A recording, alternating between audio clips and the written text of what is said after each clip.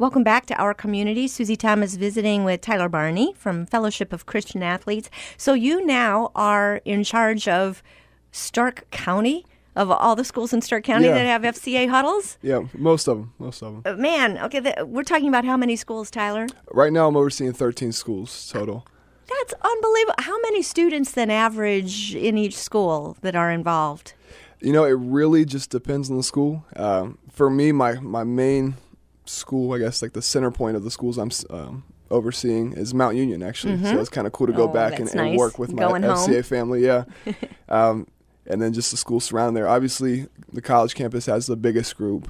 They're averaging about 60 or so students a week. But then the other schools, it really just depends. Some have 10, 15. Some have closer to 20. Some are just now starting. So they have less than 10. But it's a journey. Each school is a little bit different. Give us an idea. Do you have a list of the schools that you work with? Because it's high schools as well, yes? Yep. Tell us who you are specifically working with here in our area. So right now the schools I'm working with, obviously Mount Union, Alliance High School and Middle School, Canton South, East Canton, Louisville, Marlington, Canton McKinley, Minerva. And then if you take those school districts, the high school and middle schools in those districts, and that's what I'm overseeing right now. Oh, that's great. We're going to be speaking with some people from Minerva Christian School at the end of the week, so we're going to touch base with them as well. Awesome. For somebody who did not hear their school mentioned, and they say, oh my gosh, we used to have an awesome FCA here, how do you go about getting a huddle started? Well, the first step would be to see who's overseeing that area. If somebody's really interested, they could go on the FCA website, and whatever the given area is, you'll be able to find that. And the first step to starting a huddle, I guess our first step would be to find a coach or advisor who'd be willing to sort of be the overseer when we're not in the area, so they can really be more hands-on, one-on-one with the students, since we can't be everywhere all the time.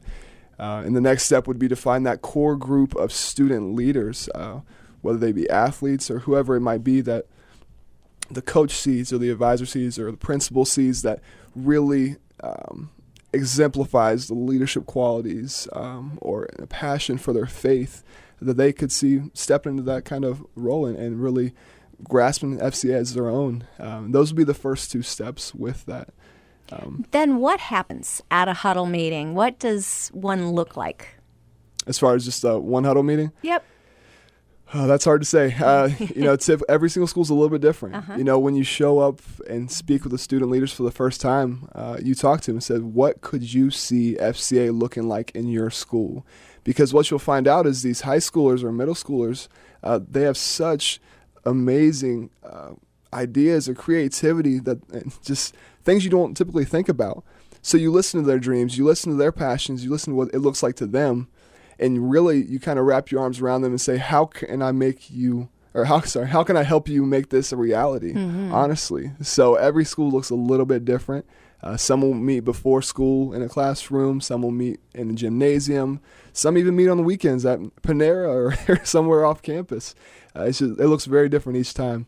Typically each meeting you'll have some kind of speaker, some kind of devotional or lesson. Some have praise and worship music. Honestly, it's hard to say. They all look a little bit different, but they all kind of follow the same, or they all have the same resources, I would say, as far as FCA provides for them. And requirements to be members when you're in school would be just participating on any athletic team. And, of course, you would include cheerleaders in that as well, because that is a sport. But anybody that would be participating, come on, Tyler, we don't want to have... You're right. But to be able to, if you are in some way athletic or you're participating in an athletic team, and you want to have fellowship with other Christian athletes. That's all it requires? Yeah, I'll tell you what, as far as the requirement, the content is really geared towards coaches and athletes. Okay. But you don't have to be an athlete to be a part of the group. Really? Yeah. Actually, when I was involved at FCA at Mount, my last 2 years, I wasn't an athlete since I wasn't playing football anymore. Okay. Like I said, it's geared towards athletes, but we really encourage the kids to reach out to students. Because at the end of the day, you look at these athletes or coaches, and people look up to them. They are the natural role models and leaders in schools. And therefore, kids are going to be drawn to that. Do they realize that? The students that you work with, do they realize that they are the role models and the responsibility that goes along with that? Mm. That seems kind of heavy for, a 16, 17-year-old kid to realize that there are people that are watching their every move, that what they do when they're not even thinking, that people care about. Do they realize the responsibility that goes along with that, of being a school leader? Yeah, I mean, thinking back for me, I think a lot of kids just don't think about it. Yeah. They're just having fun playing their sport. And that's the thing. If you can just open up somebody's eyes to see the kind of impact that they are having or can have, it's just unbelievable. And, even when some kids do embrace it, they get a little nervous or like, oh, no, that's a lot of pressure. But my message to them, and this was a big perspective change for me, was nobody can make a difference like you can. Nobody can connect with others like you can. Nobody has the same exact gifts or perspective that you have. So when you really help kids to embrace that, or when I really embraced that for myself, it changed everything. It's like I found this new, it's like a newfound excitement and courage. It's like I can do something. I can actually do it. But it typically just takes somebody believing in them, somebody sharing that with them, because like I said, you usually just don't think about it. Mm-hmm. There's so many pressures right now. What year did you graduate from college? Just this past May. Oh, congratulations. Thank you. Okay, well, I was going to ask you, what are students dealing with today that you didn't have to deal with? Can you still answer that question? Even looking at high school, your high school, 8 years ago, and high school now? That's a tough question. Man, I don't know if there would be anything new. What are the big pressures right now?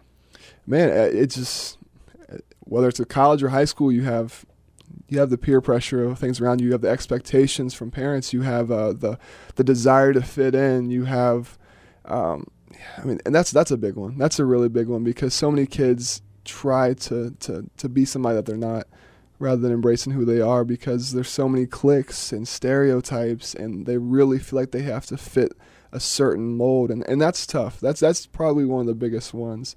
And then the things that branch off of that can go in any direction, whether it be anxiety or depression, or whether it be frustration.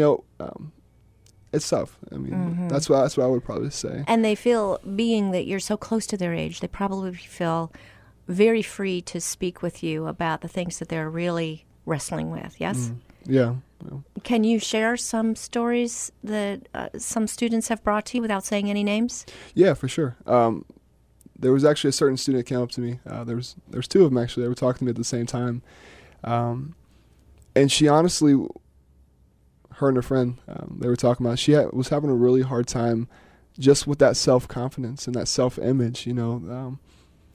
The way she's seen herself, she felt worthless. She felt like she wasn't good enough. She felt like she didn't measure up. And just things along with that, was really having a hard time, and just kind of made her isolate herself from everybody else, because she just didn't want to be seen. She didn't want to see herself, and she didn't want others to see her. So God gave me the opportunity to speak into her life however I could, really sharing that message of, being beautifully and wonderfully made, being one of a kind, about, nobody being able to make a difference like you can, just the whole identity and perspective aspect of things. It was pretty incredible. It was really incredible, because I had the opportunity to go to her school a few days later, and just to see a complete different energy in her, to see her go from being just so low and depressed to, she said, "I dressed nice today. I'm looking good. I'm ready to go." I was just like, wow, that's incredible. Yes. Who am I to do something like that, or to speak into their lives? But it's amazing how God uses everyone, So that was that's one story that was pretty powerful. This is one of the things that he was preparing you for back when he was telling you, stop looking back, we're looking ahead. Yeah. What part does social media play in young people's lives right now, talking about who they are and how they relate to one another? Yeah, that's tough.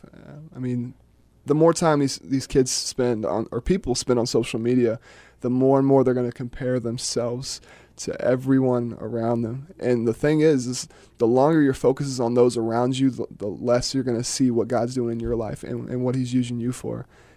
Because as hard as we try to be the best, whoever it might be, we'll never be them. Yet social media, I feel like, really drives that. People feel like they need to keep up with whoever or do what they're doing, and if they're not, then they're messing up. And then outside of that, social media can just be so draining.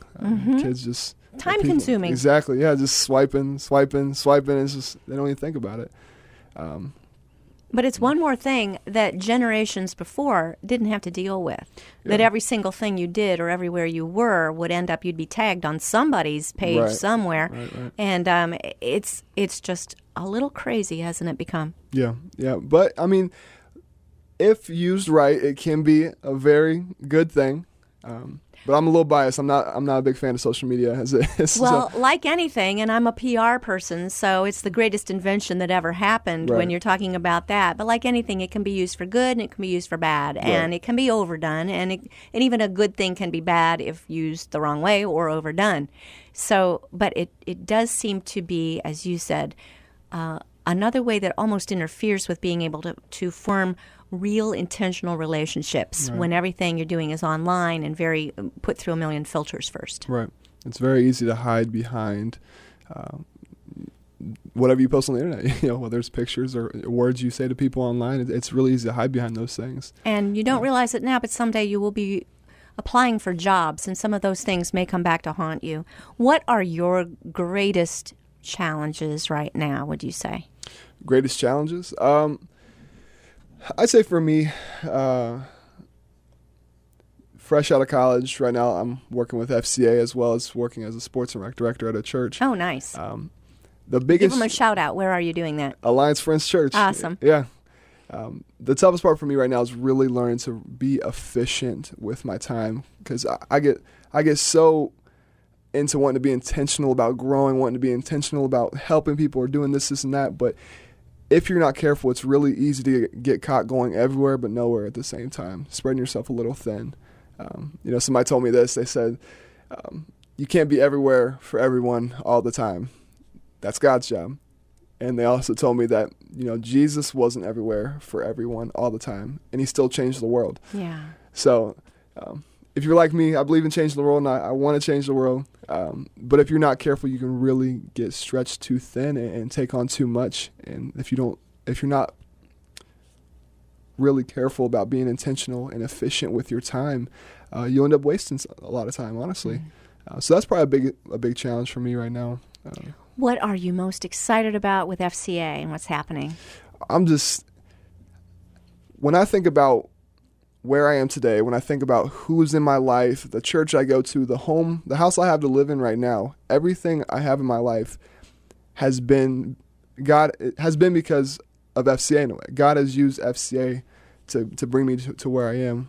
Therefore, having the opportunity to be a part of FCA and having the opportunity to potentially just change the life of one student through it, it's just, I'm excited for it, because you think about it, you affect one coach or one athlete, then all of a sudden you're affecting the whole team. Then all of a sudden you're affecting the whole campus, then a whole community.